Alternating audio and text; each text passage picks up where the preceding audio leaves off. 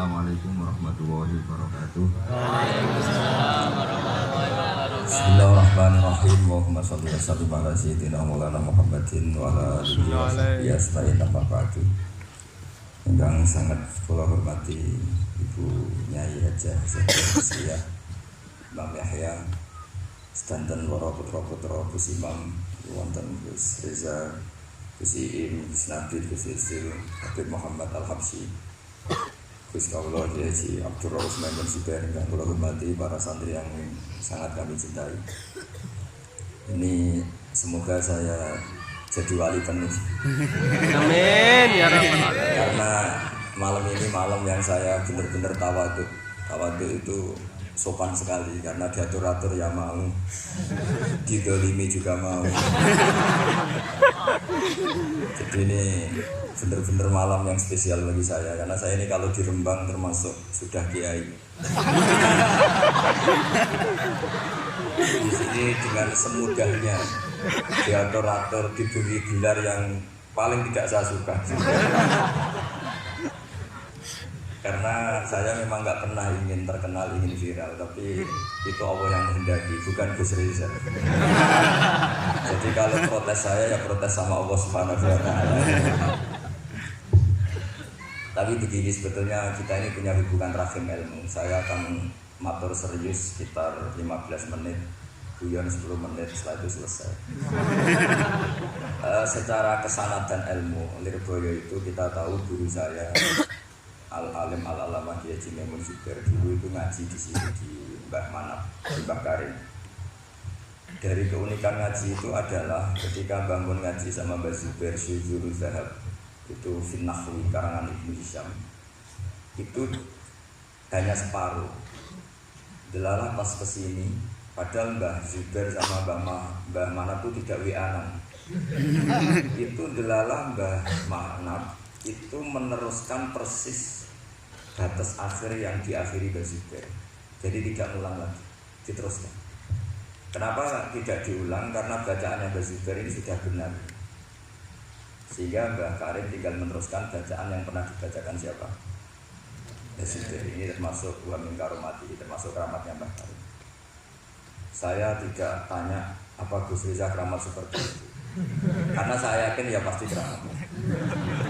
Orang punya anak buah yang macam-macam itu pasti keramat. Contohkan sama saya punya anak buah waria itu bagus. Karena itu persis sanad keilmuan kita. Bapak saya itu pernah cerita ke saya, hormat sama orang macam-macam. Kalau ditanya orang Pak Yai, wong ngono kok kancani, sebelum jadi ngono itu ya sapa. Ternyata ilmu itu ditemuk Gus Reza. Artinya secara sanad keguruan seperti itu. Dulu Bang Mahfuz ngaji sama namanya Kiai Haji Khalil Harun. Itu masih pernah mbah sama Mbah Maimun karena ya dari keluarga Sarang. Kemudian Gus Imam ya pernah ngaji sama Mbah Mun di Sarang. Di antara guru-gurunya ya termasuk keluarga besar saya. Saya masih ingat betapa fanatiknya Mbah Mun sama Sarang. Ini saya belum pernah cerita Gus Reza, langsung cerita di depan umum. Biar tadi makdannya itu harga karunnya itu langsung dibagi seperti mana itu Mbah Mun itu saya masih ingat anak putuku senajan to sak wulan itu tahu ngaji ning Lirboyo. Saya kelas 1 aliyah sama masih ingat disuruh nemanin Gus Kamil putra Mbah Mun yang pertama dari ibunya Mas Tia itu disuruh pasangan ke sini.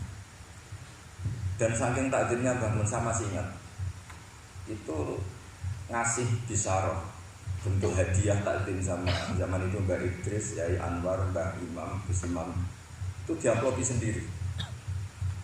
Saya masih ingat pas itu diisi 25.000. Ketika itu makan 1 bulan baru 13.000. Jadi kalau 25.000 itu ya kira-kira bisa makan 2 bulan. Itu diamplopin sendiri. Disuruh nganturkan Mbak Idris, Mbak Anwar, Mbak Imam sama Gus Kahabis sama Gus Maksum. Jadi saya pernah pasangan di sini. Saya tidak tahu apa ini sudah mewujud apa belum. Tapi karena saya itu niatin nemani Gus Kamil, saya itu tidak pernah ngaji. Ingat saya dalam 1 bulan itu ngaji 2 kali. Lupa tahunnya karena wali tidak boleh nginget-nginget.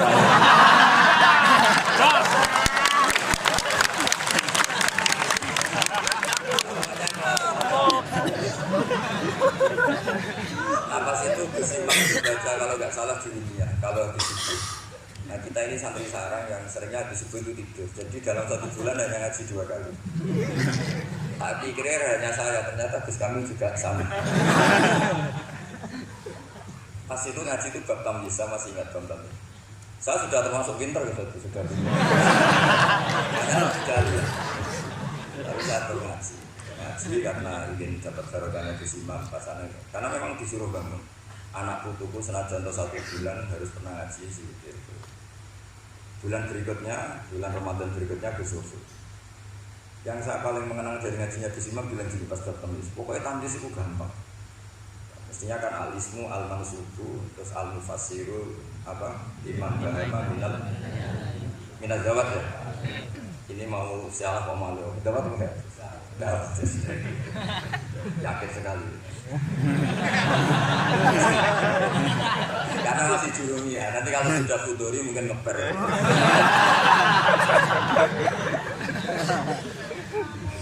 Kemarin jatuhkan nasab sama saya, jatuhnya juga saya kalah lagi, disuruh manggil lip. Ya. Saya ini paman sampean.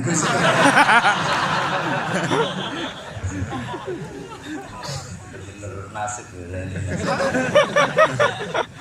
Makanya beliau ini mau diatur karena selain nasabnya juga ponakan saya.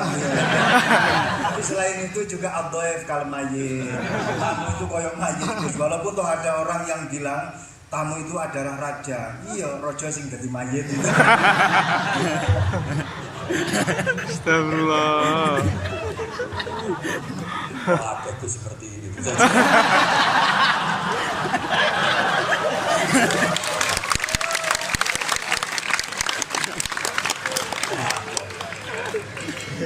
Saya masih ingat Gus Imam itu lucu sekali. Cuma lucunya lebih benar ketimbang putranya urusan. Itu kalau baca tamyiz. Tamyiz itu gampang. Beliau nggak pakai takrif atau definisi yang ada di jurumnya. Atau agar muni apa nih ya berarti tamyiz. Itu saya pulang ke kamar. Kamar saya di baratnya dalamnya Gus Kafaki.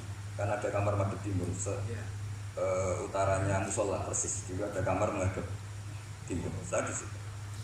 Tiap malam tuh nyewa sepeda ontel, kalau nggak salah harganya 125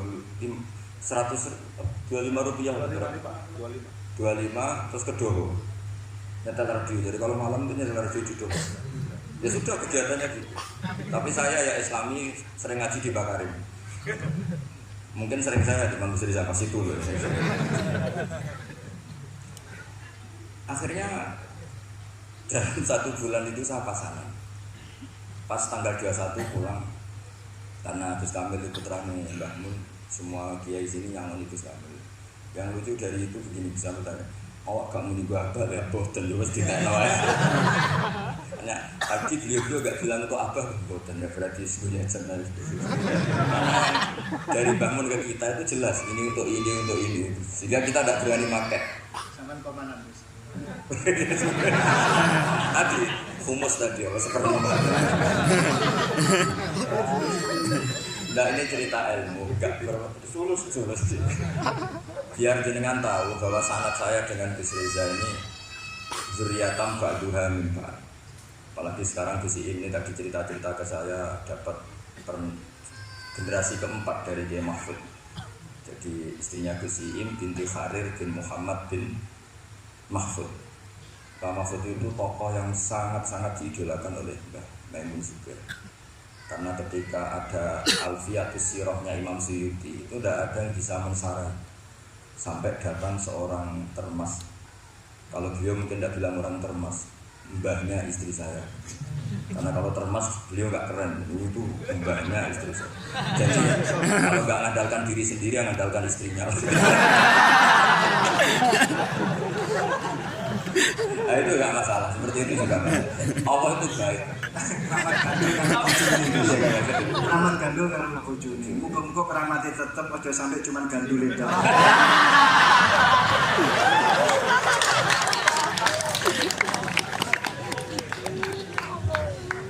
Jadi keramat seperti ini boleh mengandalkan orang lain, istri, teman.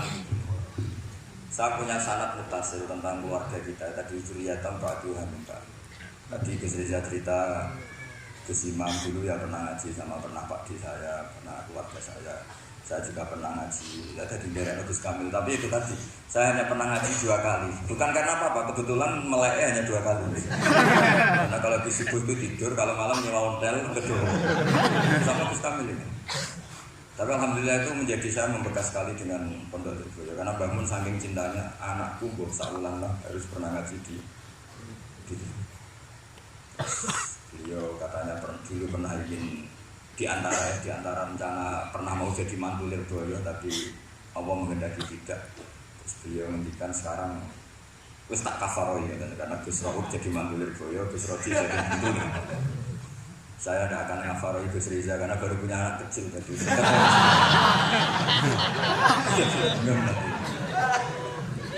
Saya teruskan menyangkut sanad-sanad tadi. Ya maksudnya Mas itu yang nulis Hasyiatul Turmusi. Nah, kalau sini berarti Tarmasi atau Jumum? Turmusi. Ya Turmusi. Ada yang baca Tarmasi? Karena nasibnya nama Ajam itu kasihan. Ada orang itu namanya Tirmidzi, yang satu Turmuzi, yang satu Tarmidzi. Ada Tarmizi. Ustukhri juga sama. Ustukhri, Istokhri. Apa? Ya itu. Bebas itu Ajam kan bebas. Iya, makanya kaidahnya Ajamiyun fasna bihi masukta. Ya, Sibro Milisi. Kalau sini bacanya Sibro Malisi.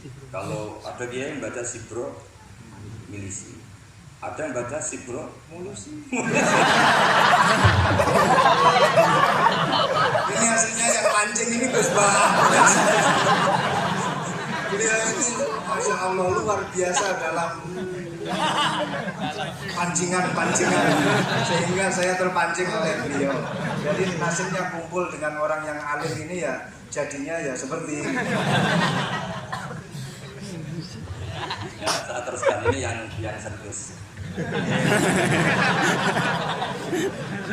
Saya ini karena saya ini sudah tidak dapat cucu zuriyahnya Ki Makhrus, tapi saya dapat warisannya.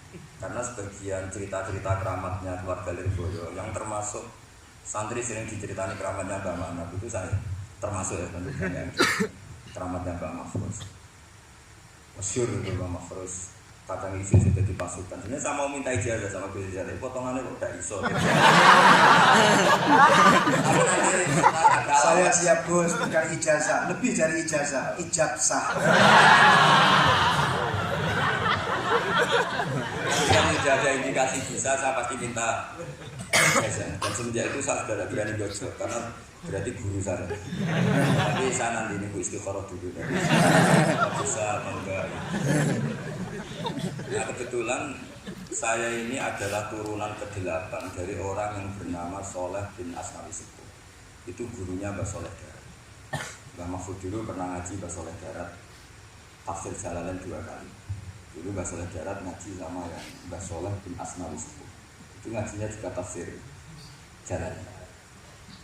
Dan beliau cara ngaji itu detail sekali. Ini sekaligus apa ya? Habis amaran kalau tidak sopan. Ini peringatan keras bagi yang pernah jujur ngaji jet. Beliau kalau ngaji ditulis khadar tu'indahu tafsirul jalalain marratan. Jadi sebagian ditulis kalau di Al-Mustafid 5 alam minal asanid khatam tu'indahu tafsirul jalalain marratan. Ditulis ditamami sempurna. Saya ngaji beliau 2 kali khatam sempurna. Jadi Lebih dari 2 kali deh. iya, terus juga jeblong-jeblong gitu. Kalau ini enggak moto sama itu untuk ijazah. Dan beliau ketika ngaji Sayyid Abi Bakar Satu, beliau istinad fil fikih itu namanya sama Sayyid Abi Bakar Satu.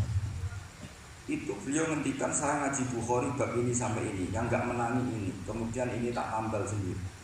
Ini mbah-mbahnya istrinya siapa ini? Terus ini temannya adik saya satu kelas, tak tanya tadi lebih beli mana gak tahu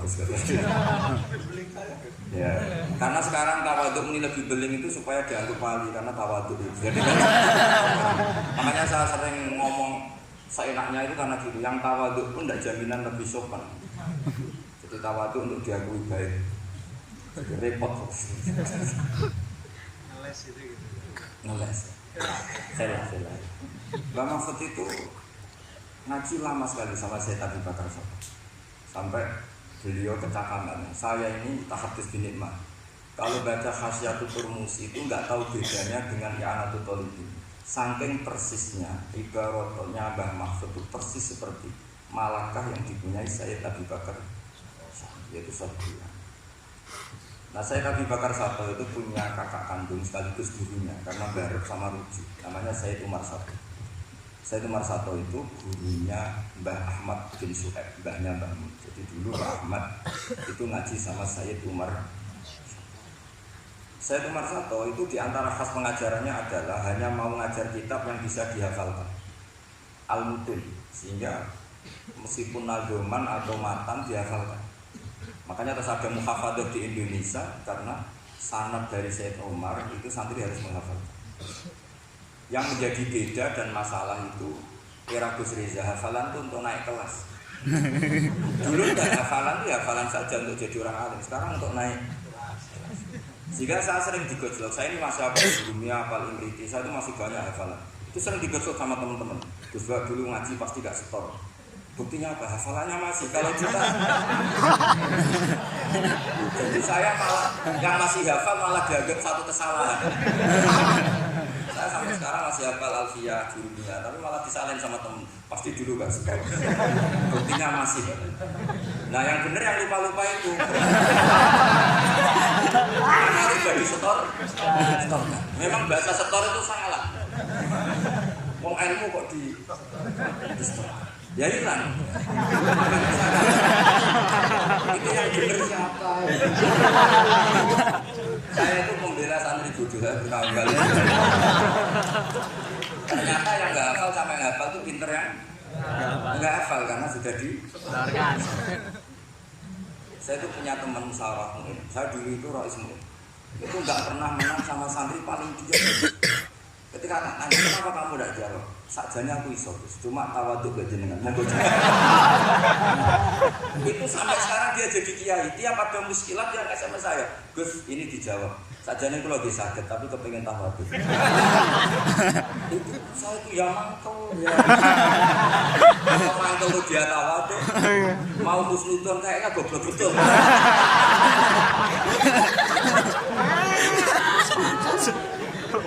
Sangat konsultasi sama Gus cara menghadapi kiai kayak ini gimana. Jadi mau dibenci itu tawadhu, mau diyakini tawadhu kayaknya memang enggak bisa. Terus saya teruskan tentang Mbah Mahfud. Jadi guru-guru kita ini zuriyatan ba'du kami. Saya sampai sekarang ngaji di Pondok Damaran, itu pondoknya generasi ke-7 lah. Itu juga babahnya keluarga itu kan ya darinya itu dulu itu luar biasa. Zaman itu sudah ngarang kitab. Jadi Mbak Raden Asnawi yang terkenal itu termasuk pendiri NU itu masih cicit dari Kiai Haji Asnawi Sepuh. Kiai Haji Asnawi Sepuh itu punya anak namanya Soleh, yaitu gurunya Mbah Soleh. Dan jadi itu saya Mbak ke-7 lalu ke-8. Jadi semua saya Gus Reza, Gus di sini itu zuriyatan Pak Duhamin. Nah ciri zuriyah sing mardiyah itu yang diridani Allah itu adalah karakter ajadatnya, karakter leluhurnya itu terjaga. Makanya Nabi Yusuf mengatakan wattaba'tu millata abai Ibrahim wa Ishaq wa Yaqub. Maka nalana an nusyrika billahi min syai'. Saya mengikuti jejak leluhur-leluhur kami. Beliau menyebut mulai Ibrahim, Ishaq, Yaqub. Ciri utama leluhur itu adalah maka nalana an-nusyrika billahi. Saya tidak akan melakukan syirik kepada Allah. Makanya ketika saya dulu belum hafal Quran, Bapak hanya ngendikan begini, "Hak, kowe kudu ngapal Quran, kowe nak hafal kepaten obor." Artinya misalnya mbah kita bisa baca Khasyatul Turmusi. Anaknya bisa, cucunya bisa. Ini cicitnya mau tidak bisa itu malu karena bapaknya bisa. Sekali bapaknya tidak bisa, anaknya ini punya alasan, bapak aja tidak bisa. Ini bukan nyindir, perintah. Ya, misalnya bukan nyindir, tapi apa? Perintah. Jadi kalau saya tidak hafal Quran, bapak saya itu hafal Quran, bapak saya, buyut saya itu hafal Quran. Itu sekali saya tidak hafal. Maka anak saya punya alasan tidak hafal karena bapaknya tidak. Untuk supaya anak ini tidak punya alasan, bapak ini harus jaga tradisi itu. Wattaqatu millata. Jadi kalau Gus Riza bisa bahasa Arab, bisa bahasa Inggris, anaknya itu bisa ngajar Mandarin. Karena sanad ini harus musalsal. Saya bayangkan orang itu tidak akan bakas Bazubair andaikan Mbah Mun tidak saling itu. Pasti bisa saja Bazubair itu nasya manusia dilupakan. Andaikan Kiai Makhrus, Gus Imam, Kiai Makhrus tidak seperti ini, maka orang juga ada bakas Bakarim. Sampai Bakarim dihormati sedemikian rupa karena zuriyahnya meneruskan tradisi beliau sampai seperti ini, yaitu mengkhidmati para santri. Sekali Gus Riza dagangan, apalagi dagangan sarang bila es. Itu sudah masalah. Makanya saya alhamdulillah menjadi masalah itu peringatan. Memang itu enggak wilayahnya. Jadi zuriyatan ba'duha min, sekali karakter itu hilang, maka akan hilang seterusnya. Saya punya pengalaman agak rohani, nanti bisa kita share ke sini. Nanti setelah saya, beliau tak beri hak ngendikan karena paman tadi. Beliau boleh mengadili, menghujat apa saja boleh. Setelah itu saya tidak balas. Sebagai latihan jadi wali itu harus wal kadhimina bisa mengendalikan apa? Emosi. Kalau akhirnya, tapi nanti langsung pokok yuhibbul apa? Muslimin, Allah pasti mencintai yang baik. Itu orang-orang dulu. Yang saya paling khawatir dari dzurriyyah adalah merubah status bapaknya. Kita tahu misalnya dalam silsilah nasab Yahuda bin Ya'qub bin Ishaq bin Ibrahim. Seorang lagi ya, Yahuda bin Ya'qub bin Ishaq bin Ibrahim. Yahuda itu saudara tuanya Yusuf. Yahuda ini kemudian secara lahir kita tidak tahu sirinya apa. Dia punya aliran, punya paham atau punya milah yang seperti itu, yaitu Yahudi. Ini bisa didiskusikan oleh santri-santri apa Yahudi itu nama paham, apa nama marga, apa nama kerajaan. Karena itu bisa debat panjang dalam ilmu tafsir. Tapi karena ada cucu yang bernama Yahuda, ada orang yang mengidentikan Ibrahim itu Yahudi. Mereka delok potongan putune Yahudi. Sehingga untuk membebaskan Ibrahim dari status Yahudiyah tadi, Allah sendiri yang membebaskan itu. Dengan Allah berfirman, maka anak Ibrahim Yahudiyah wala. Kalau kita punya mbah alim alam, bapaknya alim alam, kemudian kita ini dagangan, terus itu ngalor itu, orang akan mira bapak kita seperti itu. Karena teori orang Jawa kacang orang ado songgolan. Jadi yang menstatuskan para leluhur kita adalah kita. Sekali kita ini meleset, tadi kata Gus Reza yang As-Safi tadi ya, As-Safi adalah orang yang keluar dari rel mbah-mbahnya, maka status kembahnya akan hilang. Makanya banyak orang alim alama kemudian di era cucu sudah tidak diziarahi karena cucunya mengharamkan ziarah, dan itu banyak sekali. Jangan-jangan mbah-mbahnya bisa baca Ihya, cucu-cucunya tidak bisa, terus bilang orang penting itu ilmu modern. Ilmu itu tidak penting. Akhirnya ya sudah, orang lupa lagi karena banyak sudah ada dikholi, tidak dikenal. Itu yang paling bahaya dalam status dzurriyyah. Sehingga Nabi Ibrahim itu diselamatkan oleh Allah, yaitu dengan mengutus Nabi Muhammad SAW yang beliau adalah min khalisi sulalati Ibrahim al-Khalil. Sehingga Nabi Muhammad yang meluruskan itu. Tidak benar kalau Ibrahim adalah Yahudi. Karena Yahudi itu adalah marga atau aliran atau milah, terserah, karena itu ada perdebatan. Setelah Ibrahim jauh, yaitu Yahuda bin Ya'qub bin Ishaq bin Ibrahim. Ketika Rasulullah debat terbuka dengan pakar-pakar Yahudi, orang-orang Yahudi bilang Ibrahim itu Yahudi ya. Terus Allah memberi firman kepada Rasulullah SAW, antum haula'i hajjtum fi ma lakum fi ilm falimatu hajjuna fi ma laysa lakum fi. Ini perdebatan sudah tidak fair, tidak objektif. Saya, kata Nabi Muhammad, berdebat secara ilmiah bahwa Ibrahim tidak mungkin Yahudi, pengikut Yahuda. Tapi kamu berdebat secara sangat tidak ilmiah karena kamu mengatakan Ibrahim pengikut Yahudi. Yahudi dari Yahuda.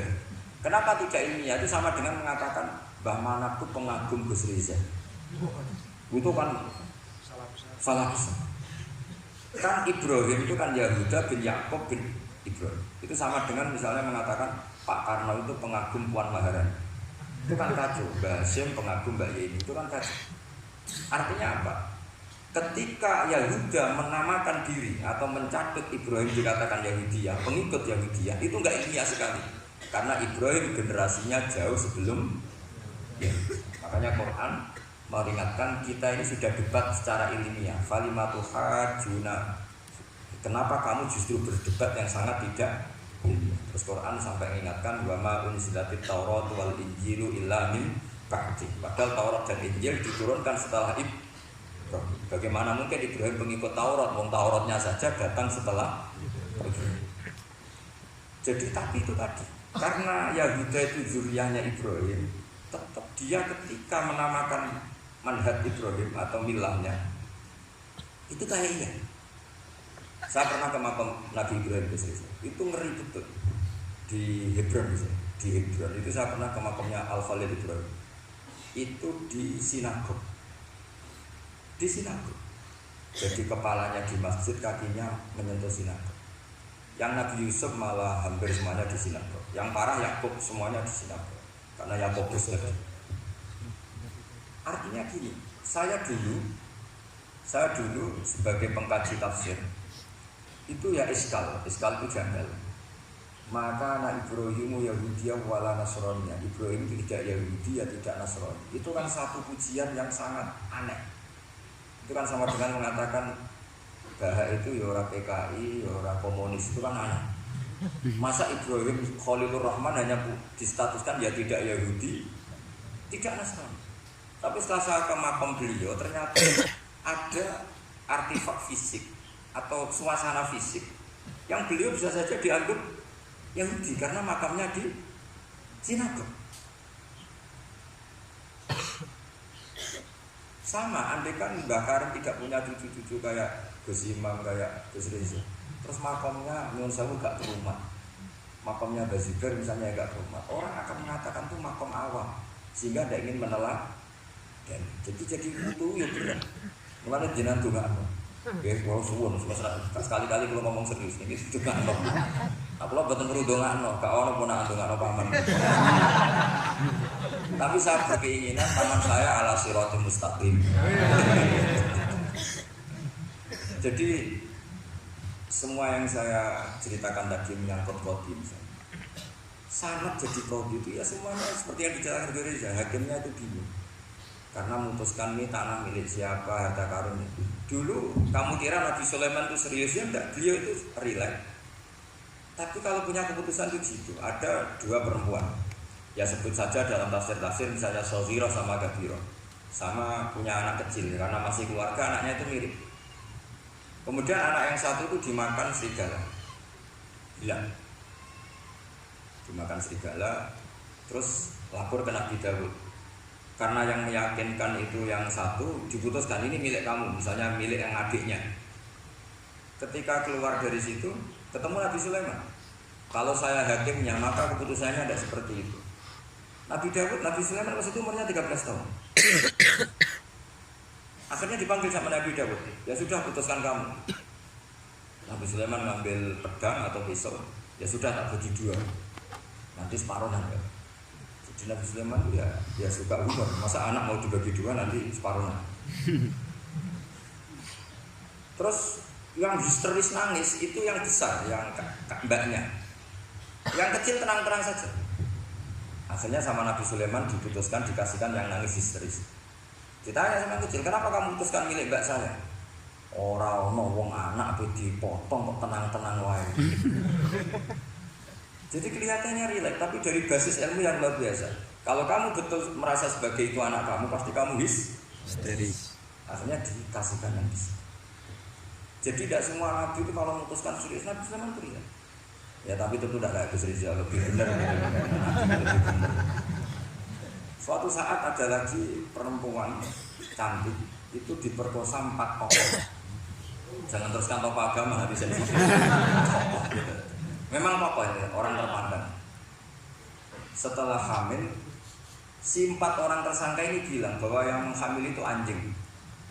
Karena zaman itu zaman yang mungkin diktatorial ya. Ya sudah diam gitu ya. Singkat cerita dilaporkan ke Nabi Dawud bahwa ada peristiwa gini-gini terduga adalah anjing. Nabi Dawud ya tenang saja, enggak respon. Karena biasa ala wali kan tukang husnuzon. Nabi Dawud itu gayanya Nabi, gaya ala wali, jadi gampang husnuzon. Kalau Nabi Sulaiman enggak. Jadi sistem reskrim itu harus matur nuwun sama Nabi Sulaiman. Orang 4 ini dipanggil. Manggilnya satu-satu. Kamu tahu kalau yang merkosa anjing? Ya, tahu. Anjingnya warnanya apa? Hitam. Sudah kamu keluar. Keluar tidak dipertemukan sama yang 3. Yang 1 dipanggil lagi. Yang merkosa apa? Anjing. Warnanya apa? Merah. Dipisah lagi. Sampai akhirnya 4 orang itu jawabnya warnanya beda. Mungkin ada biasa mungkin ada yang bilang pink tapi nggak ada yang pink. Akhirnya setelah semua dipertemukan bareng-bareng. Kamu tadi bilang apa? Hitam. Kamu tadi bilang apa? Merah. Kamu tadi bilang apa? Berarti padahal kamu semua bersaksi bersama bahwa orang itu peranita tadi di perkosaan. Tapi ternyata warnanya anjing beda. Akhirnya Nabi Sulaiman bilang, anjingnya nggak kamu itu. Akhirnya mereka ngaku sebagai apa? Pemerkosa. Makanya dalam masalah Nabi Dawud dan Nabi Sulaiman itu Allah luar biasa mensifati. Nabi Dawud punya keramat, punya mukjizat. Kalau beliau baca tasbih, itu gunung dan burung-burung ikut baca apa? Tasbih. Semuanya ikut baca tasbih. Yusabbihna bil asyi wal isyraq wa tayra mahsyurah kullu lahu awwal. Tapi orang tuh kalau suka wiridan biasanya intelijensinya itu agak gimana? Enggak usah diterangkan nanti sensitif. Akhirnya Allah ngakui, fafahamnaha Sulaiman wa kullan ataina hukman. Jadi kalau masalah ilmu detail itu fafahamnaha Sulaiman. Kecerdasan untuk bikin keputusan itu masih cerdas Nabi Sulaiman. Tapi kalau wiridannya itu bagus Nabi Dawud. Jadi makanya orang ini nggak sempurna, ada yang suka wiridan, ada. Makanya saat tadi itu kaget Gus Iin bilang ketua pondoknya di Istiqoroh Gus Riza itu saya tenane.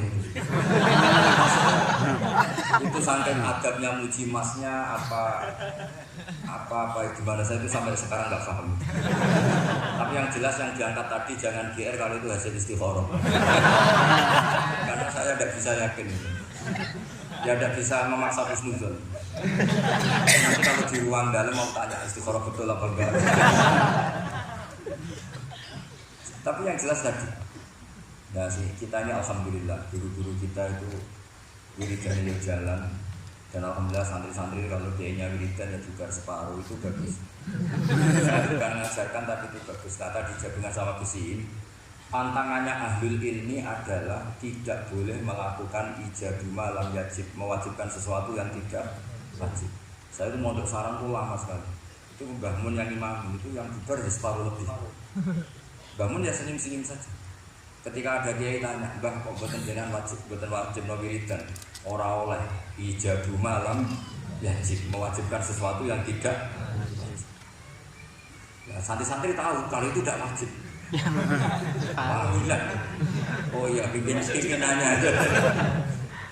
Jadi konstitusinya ahli ilm itu beda. Tahrimu malam yahrum itu ya kriminal, ijabu malamnya juga kriminal. Bahkan di Habib Abdul bin Husain bin Thohir itu dikategorikan dosa besar. Karena pondok-pondok ilm itu gak berani wajibkan santrinya wiridan karena takut ijabu malam wajib. Akhirnya keterusan bersolat langsung ngopi boleh ini. Kadang rokoknya nanti patah ini bersolat salam langsung. Jadi kita ini sengawur-ngawur kita karena sebagai ahli ilmu itu masih benar. Ngawur saja benar, apalagi pas benar. Karena memang sanad ya, saya ulang lagi. Sanad ahli ilmu itu beda, khas. Sehingga kadang orang-orang yang di luar sana, jangan bilang kubu sebelah, pokoknya di luar sana nanti jadi sensitif. Saya itu pernah ditanya satu pertanyaan sangat ekstrim. Ini karena ada paman saya nanti tak mintakan jawab. Itu sangat sensitif. Yaitu orang-orang kota pernah tanya saya, Pak Bahak, kenapa ada hadis mangqala la ilaha illallah dakhalal jannah wa in zana wa in sa. Itu kan ekstrim. Kok kayak Islam itu membolehkan zina? Karena yang pernah zina pun asal melafalkan la ilaha illallah pasti dakhalal. Saya kebetulan pas itu ya kok pas pinter Gus Riza. Jadi ya bisa jawab. Terus saya bilang gini, justru saya bilang hadis itu menunjukkan satu kaidah ilmiah yang luar biasa, yaitu kebenaran yang absolut itu tidak boleh terganggu oleh perilaku sosial. Misalnya saya ditanya 1 tambah 1 pasti tak jawab 2. Lonte ya jawab 2, maling ya jawab 2, koruptor ya jawab 2. Karena kebenaran absolut itu tidak boleh diganggu oleh status sosial. Sehingga orang yang pernah zina pun melafatkan 1 tambah 1 2 ya sah. Yang ketua wali juga sah, wali biasa ya sah, setengah wali juga. Karena kebenaran absolut adalah kebenaran yang siapapun pasti mengatakan demikian. Yang ketangkap KPK ya bilang 1 tambah 1 2, KPK-nya bilang 1 tambah 1. Nah, eksistensi bahwa Allah sebagai Tuhan itu eksistensi yang absolut, sehingga harus sah meskipun dikatakan orang yang pernah zina. Akhirnya saking keramat itu terus nganggep pulau guru nih, terus ngaji sama saya sampai sekarang. Nah saya berharap produk-produk al-makhlusiyah itu sampai seperti itu. Jadi ada saat dimana kita maknani wa zina ini bukan urusan melegalkan zina atau menganggap biasa zina, enggak. Tentu zina itu sangat buruk. Innahu kana fahisah wa sa'a sabila, buruk sekali. Tapi ada konteks di mana absolutisme kebenaran itu tidak bersyarat apapun. Sehingga orang yang kafir puluhan tahun, mungkin ratusan tahun, ketika melafadzkan la ilaha illallah berarti sudah sah menjadi muslim. Karena kalimat ini adalah kalimat yang orang kafir dengan kalimat itu menjadi muslim. Sebab itu kita pasti menolak faham takfiri, faham yang mudah mengkafirkan orang lain. Karena logikanya gampang. Wong kalimat ini yang kafir saja menjadi muslim, lagi sing tukang wiridan la ilaha illallah malah dianggap kafir. Aku tahu mikir, tahu orang kan kira-kira. Sekali-kali saya serius dan pamane bangga ponaknya alim.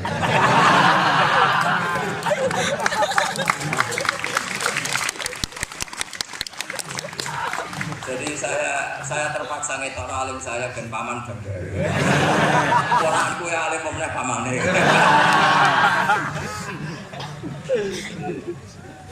Jadi ini rileks ya. Jadi saya mohon sekali pemahaman hadis itu harus komprehensif, harus utuh. Sehingga zaman itu bukan sekedar kita.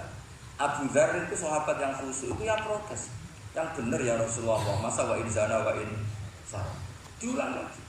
Yang benar ya Rasulullah, sampai Nabi mengatakan 3 kali. Lama-lama Nabi sampai agak keras nadanya. Ngendikan ala rohmi anfi Abi Dzar. Oh dasar wong gumpung kandhane ra ngandel. Karena Abu Dzar itu orang khusyuk. Beliau tidak siap kalau orang yang pernah salah seperti itu kemudian tetap dakhalal atau sah melafadzkan la ilaha. Tapi dengan penjelasan ilmiah yang saya utarakan tadi, itu memang ini bukan masalah pelegalan zina atau nganggap zina biasa enggak, tapi masalah absolutisme kebenaran itu akan diakui oleh siapapun dan pihak manapun dan akan sah dari siapapun. Sehingga orang yang kafar tula umri, dia kafir tula umri, 80 tahun dia kafir. Kemudian pas mau mati melafadzkan la ilaha illallah Muhammadur Rasulullah, tetap sebagai berstatus mukmin. Qul lil ladzina kafaru iyantahu yufar lahum ma qad salaf. Katakan kepada orang kafir, sekali dia menghentikan kekafirannya dengan talaffuz di kalimat syahadah, maka otomatis menjadi muslim. Nah, soal nanti masuk surga ya bisa kapan-kapan. Allah tidak bilang harus sekarang kan? Ya nunggu kita duluan kira-kira. Nah, bejo gitu.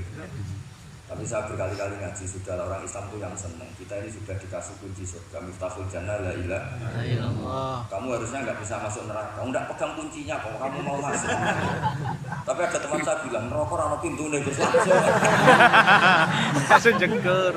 Nah kalau kamu pikiran gitu, semoga ke situ Aduh. Jadi makanya kamu yang pede saja. umumnya orang itu kunci itu rahasia ini sudah dikasih tahu sama Kanjeng Nabi itu Miftahul Jannah. La ilaha Punya kuncinya. Alamatnya juga sudah jelas. Alamatnya itu ya sakho. Karena kalau as-sakhiyu qaribun minallah qaribun minal jannah. Kalau sampean kepengin tahu alamat neraka ya bakhil tadi. Itu qaribun minallah. Jadi kalau kamu tanya alamat neraka di mana Gus? Kalau kamu medit pikir ya itu dekat-dekat situ. Nah, saya nggak di dekat-dekat situ, makanya saya nggak tahu neraka di mana.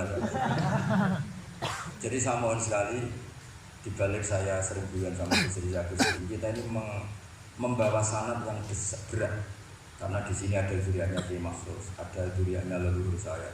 Harus zuriatam ba'duha min. Jangan sampai buyut-buyut kita yang sudah meninggal statusnya rubah karena ulah para cucu kayak yang dialami tadi Yahuda bin Yakub bin Ishak bin.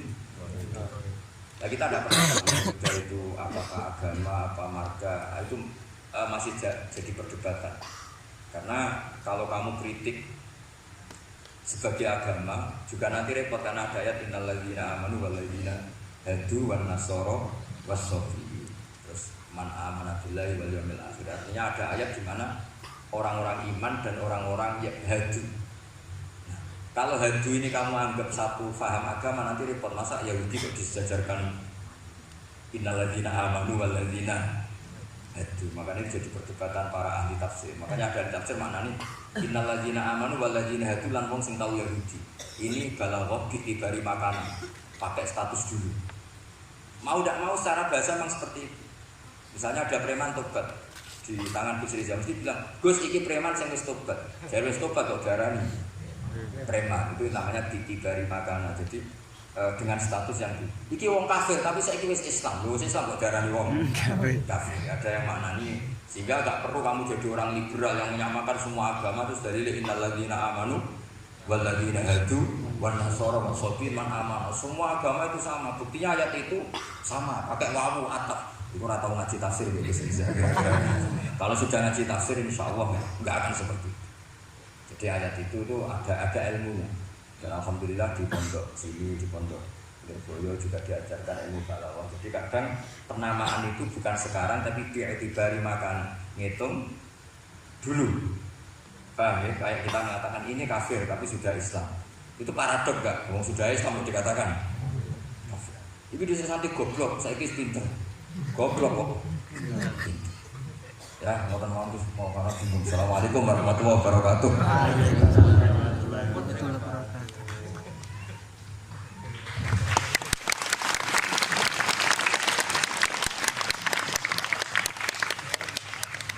Matur suwun datang ponaan kawula ingkang kawula. Saya disuruh meneruskan oleh beliau. Saya nanti kalau meneruskan apa yang didawuhkan oleh beliau, khawatir terbukti apa yang beliau dawuhkan. Ketok ponahane pinter apa meneh pamane. Dan saya ikut kaidah beliau harus tawadhu. Jadi saya sebaiknya ya seperti tadi yang saya sampaikan, aku mundur lalu.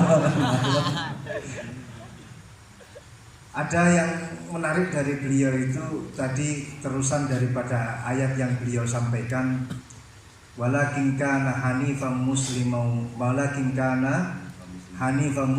wa ma kana minal musyrikin. Ini yang kemudian menjadi jalan tengah antara perdebatan di antara apakah Ibrahim itu Yahudi ataupun Nasrani. Jawabannya adalah hanifan muslimau wa ma kana minal musyrikin. Ikut pada jalan yang lurus. Maka dari itu tadi pun juga beliau sudah memberikan arahan kepada kita, ikut pada jalan yang lurus, jalan yang telah diarahkan, yang telah diberikan oleh para sesepuh kita. Jadi sebenarnya ayat-ayat yang telah beliau sampaikan dan juga penafsirannya itu tadi sudah cukup. Kalian kalau mau mencari sesuatu, jawabannya itu ada di dalam Al-Quran semuanya.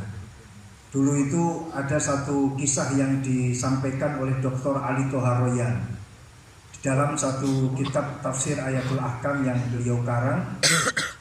Dr. Ali Toharoyan ini adalah salah satu guru besar di Al-Azhar. Beliau mengisahkan ada seorang yang fanatik sekali dengan Al-Quran.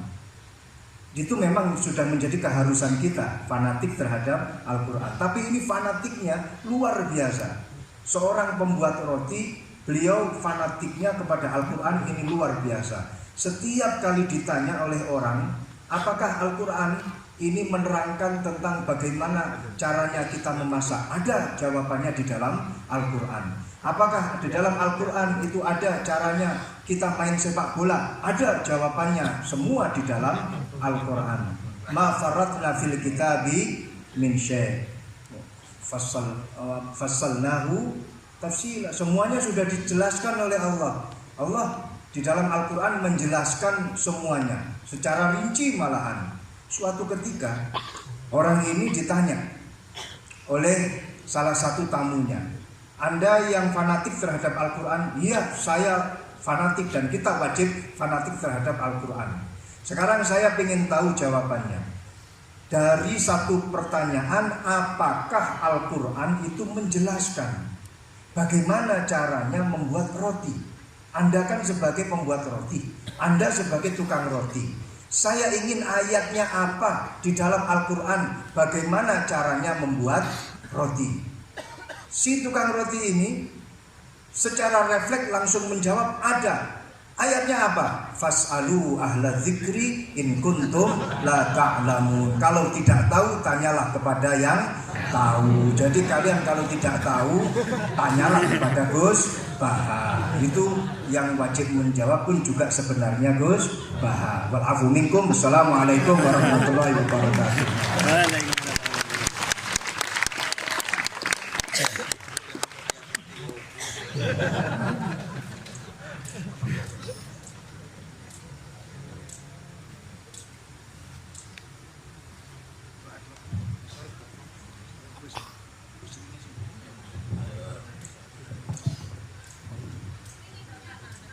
Iki sing donga anake paling akeh.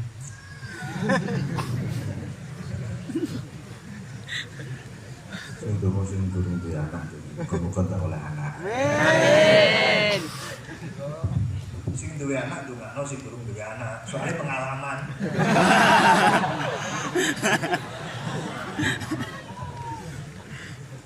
Sing akeh anak Gus Baha. Itu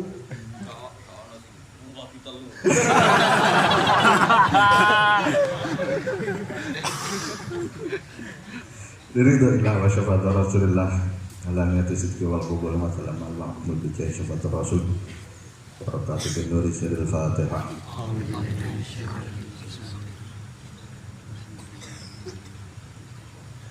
Luar ke masyarakat masyarakat goyah oleh berkat dalam maharusan syafii dan atas rabu syafii bagi hadap Muhammad bagi menunjukkan bagi sholat syabut dan doa maafsi sudah for ini bismillah barakatuh syekh al-walid bayi pamilana makrus siril Fatihah. Rahman Rahim Malik Yawmiddin ya Rabbi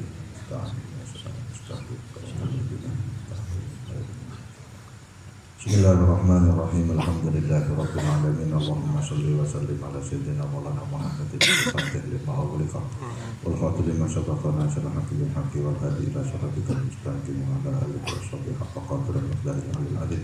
Allahumma jannibna afiyatan wa salamat taqwa wal istiqamah wa itamah mujibatina dama innaka sami'ud du'a. Allahumma ya fattah iftah alaina futuhal arifin. افتح علينا فتح العارفين افتح علينا فتح العارفين واجعلنا واولادنا واساتذتنا وجيراننا من العلم على خير القران واجعلنا واياهم من العلماء العامل بعلمهم واجعلنا واياهم من عبادك الصالحين واجعلنا واياهم من الناجين الفالحين من امور الدنيا والدين يا ربنا لك الحمد. اللهم بارك لنا في مرضاتنا وبارك في علومنا ورزقنا واموالنا واولادنا وامهاتنا وجماعتنا وبارك يا الله في مجلسنا هذا